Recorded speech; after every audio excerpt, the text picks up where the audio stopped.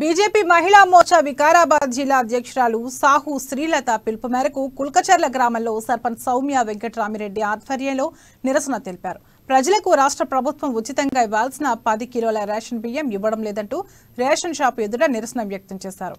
కరోనాతో అలమటించిన కాలంలో ప్రధాని మోదీ ఉచితంగా రేషన్ అందించారని తెలిపారు. ప్రతి నెలకు 150 కోట్ల భారాన్ని భరించలేమనే దురుద్దేశంతోనే ప్రజలకు రేషన్ బియ్యం ఇవ్వడం లేదన్నారు.